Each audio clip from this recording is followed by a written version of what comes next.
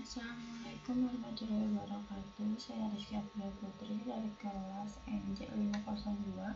Di sini saya akan mempresentasikan manajemen risiko.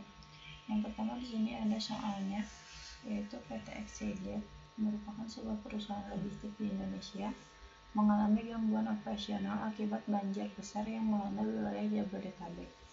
Akibatnya pengiriman barang terhambat, beberapa gudang meredam, dan perusahaan mengalami kerugian finansial yang signifikan. Selain itu, perusahaan menghadapi keluhan pelanggan karena keterlambatan pengiriman. Situasi ini menyoroti pentingnya perencanaan risiko dalam menghadapi bencana alam. Apa saja sih risiko utama yang dihadapi oleh PT XYZ dalam kasus ini? Yang pertama, kerusakan infrastruktur. Gudang dan peralatan rusak akibat banjir. Yang kedua, keterlambatan pengiriman. Pengiriman barang terhambat mempengaruhi kepercayaan pelanggan. Kemudian kerugian finansial, biaya perbaikan, kompensasi pelanggan, dan penurunan pendapatan. Yang keempat, kehilangan pelanggan. Pelanggan beralih ke penyedia jasa logistik lain. Dan yang terakhir, gangguan operasional.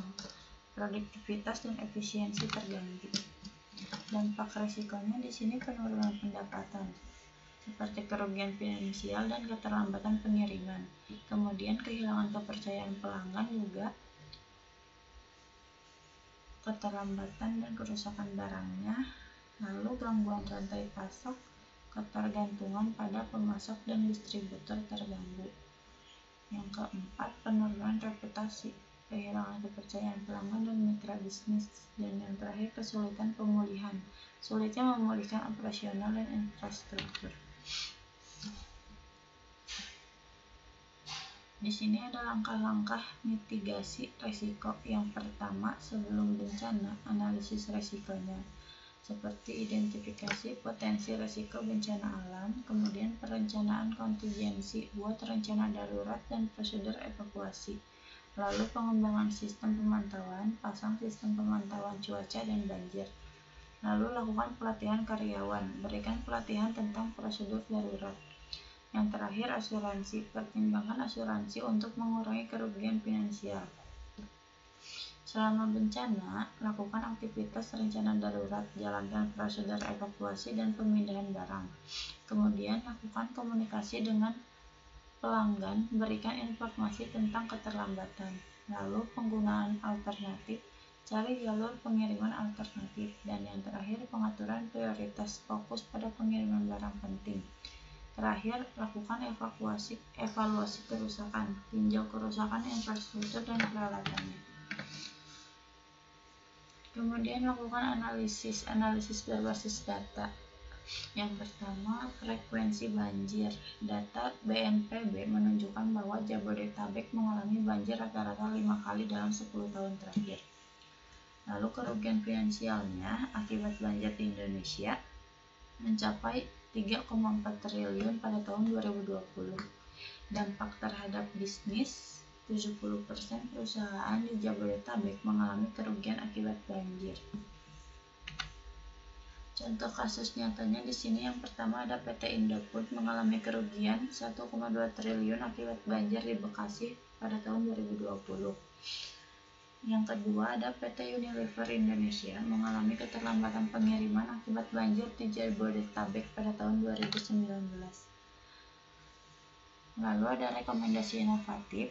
Yang pertama, sistem pemantauan cuaca. Implementasikan sistem pemantauan cuaca dan banjir untuk memprediksi potensi bencana. Kemudian rencanakan kontingensi, buat rencana kontingensinya yang komprehensif untuk menghadapi bencana alam. Gunakan penggunaan teknologi, manfaatkan teknologi seperti IoT, AI, dan drone untuk memantau kondisi infrastruktur dan pengiriman. Lalu kolaborasi dengan pemerintah, jalin kerjasama dengan pemerintah untuk mendapatkan informasi dan dukungan yang dalam menghadapi bencana. Yang kelima, pengembangan sistem pengiriman, tingkatkan efisiensi pengiriman dengan menggunakan teknologi seperti blockchain dan logistik cerdas. Dan yang keenam ada asuransi, pertimbangkan asuransi untuk mengurangi kerugian finansial. Lalu adakan pelatihan karyawan, berikan pelatihan tentang prosedur darurat dan perencanaan risiko. Dan yang terakhir, pengembangan sistem keamanan. Implementasikan sistem keamanan untuk melindungi infrastruktur dan data. Langkah-langkah implementasinya: yang pertama, tahap 1, 0-3 bulan, analisis risiko, perencanaan kontingensi, dan pengembangan sistem pemantauan cuaca. Yang kedua, tahap 2, 3-6 bulan, implementasikan teknologi, pengembangan sistem pengiriman, dan pelatihan karyawan. Kemudian tahap 3-nya 6-12 bulan, evaluasi dan perbaikan proses operasional, serta pengembangan keamanan. Sekian presentasi dari saya. Assalamualaikum warahmatullahi wabarakatuh.